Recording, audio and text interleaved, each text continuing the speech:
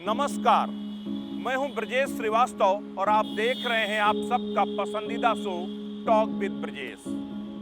आज गंगा और यमुना के दोआबे से यानी कौशाम्बी के कड़ाधाम से गृह मंत्री अमित शाह एक मंच से उन्होंने पूर्वांचल और बुंदेलखंड की सियासत को साथ दिया, उन तमाम सवालों के जवाब दे दिए और समाजवादी पार्टी की जो पूरी कास्टिज्म पॉलिटिक्स है इस पर भी कुठाराघात किया।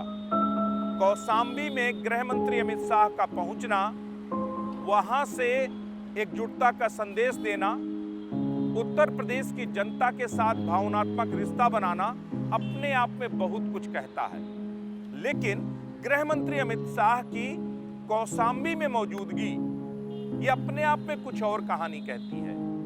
दरअसल कौशाम्बी वो जगह है जिसको आप दलित वोट बैंक की एक लेबोरेटरी के तौर पर मान सकते हैं। 2022 के चुनाव में कौशाम्बी की सभी विधानसभा सीटें बीजेपी हार गई थी। सपा ने क्लीन स्वीप कर दिया था, जबकि वहां से खुद उत्तर प्रदेश के सबसे बड़े ओबीसी चेहरे और डिप्टी सीएम केशव प्रसाद मौर्य सिराथू विधानसभा से चुनाव मैदान में लड़ रहे थे। विनोद सोनकर, जिनको कभी जो है अनुसूचित जाति का अध्यक्ष भी बनाया गया था, जो है राष्ट्रीय मोर्चे का जो है, वो खुद वहां से संसदीय क्षेत्र से सांसद हैं। ऐसे में कौशाम्बी में गृह मंत्री अमित शाह का पहुंचना वहां से एक बड़ा सियासी संदेश है। वहां से जिस तरीके से राम के साथ कौशाम्बी का वो पूरा रिश्ता जोड़ा गया, कौशाम्बी का जो महोत्सव हो रहा है उसमें कुमार विश्वास अपने अपने राम के जरिए राम कथा करेंगे। राम कथा के जरिए शोषित, पीड़ित, दलित, वंचितों को राम दर्शन कराएंगे। वो अपने आप में एक ओवरऑल, अगर आप इस पूरी पॉलिटिक्स को समझिए तो जरा देखिए कि कैसे कौशाम्बी उत्तर प्रदेश में 2024 के लिए कास्टिज्म पॉलिटिक्स का एक बड़ा काउंटर अटैक एक तरह से स्पॉट बन गया। अमित शाह जब कौशाम्बी पहुंचते हैं, कौशाम्बी में पहुंचने के बाद कड़ाधाम के दर्शन करते हैं, वहां से जनसभा को संबोधित करते हैं और उस जनसभा को संबोधन के दौरान वो न सिर्फ सपा, बसपा और कांग्रेस पर बड़ा हमला बोलते हैं, लेकिन उनके निशाने पर राहुल गांधी होते हैं। आप ओवरऑल आप सोचिए कि अगर उत्तर प्रदेश की आप जातीय समीकरणों को समझें तो इस बार 2024 में ये समीकरण लगातार उलझते जा रहे हैं। अखिलेश यादव ने जो अपनी रणनीति अपनाई है, उस रणनीति में अखिलेश यादव की इस जाति, खास करके दलित राजनीति जो कांसीराम पॉलिटिक्स है, उसमें तीन बड़े चेहरे हैं। एक स्वामी प्रसाद मौर्य, दूसरा इंद्रजीत सरोज।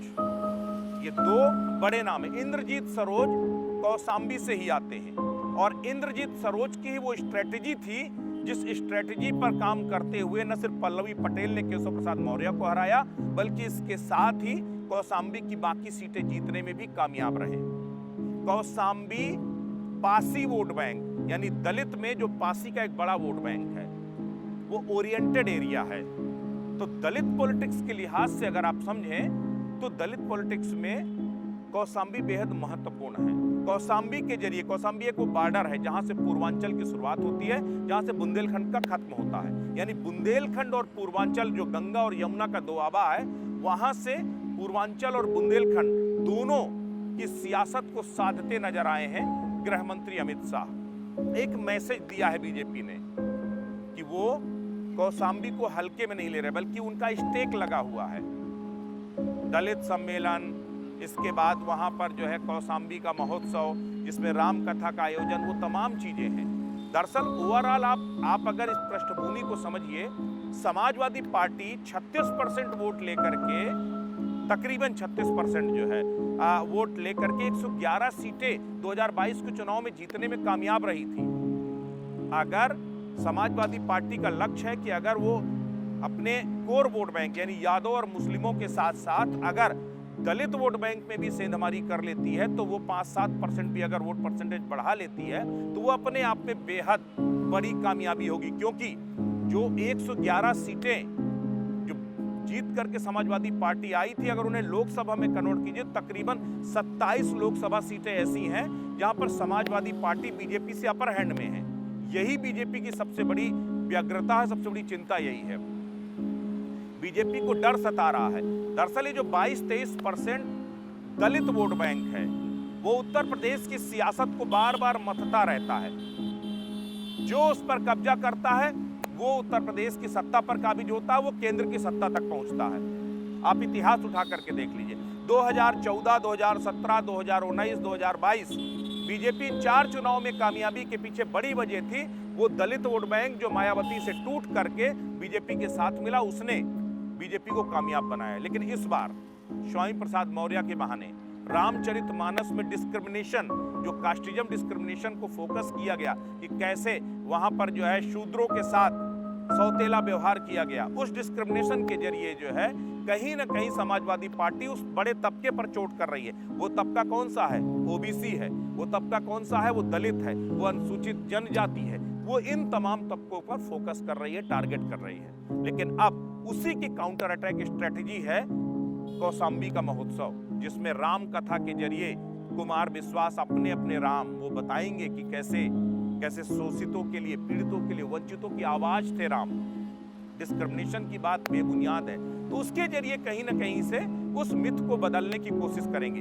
रायबरेली से समाजवादी पार्टी ने कांसीराम और लोहिया के गठजोड़ का जो एक बड़ा राजनीतिक प्रयोग किया, उस प्रयोग को निष्प्रयोज्य करने के लिए अमित शाह ने कौशाम्बी को चुना है। तो कौशाम्बी मॉडल के जरिए एक तरफ समाजवादी पार्टी का मैनपुरी मॉडल है, रायबरेली मॉडल है।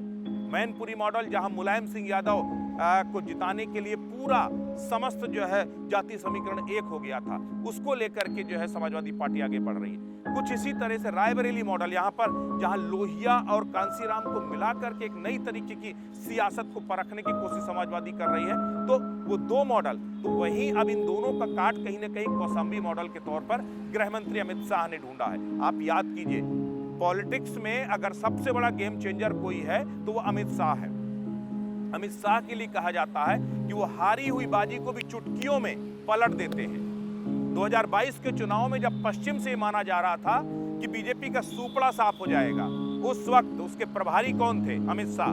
अमित शाह को पश्चिम का प्रभार दिया गया और उसके बाद ऐसा करिश्मा हुआ कि पश्चिम ने ही यूपी में बीजेपी की सत्ता को दोबारा काबिज कराया।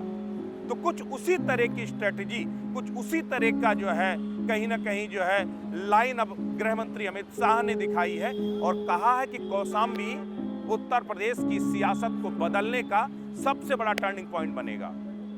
तो कौशाम्बी के जरिए गृह मंत्री अमित शाह ने उस दलित वोट यानी गैर जाटव दलितों के उस बड़े तबके को काटा है।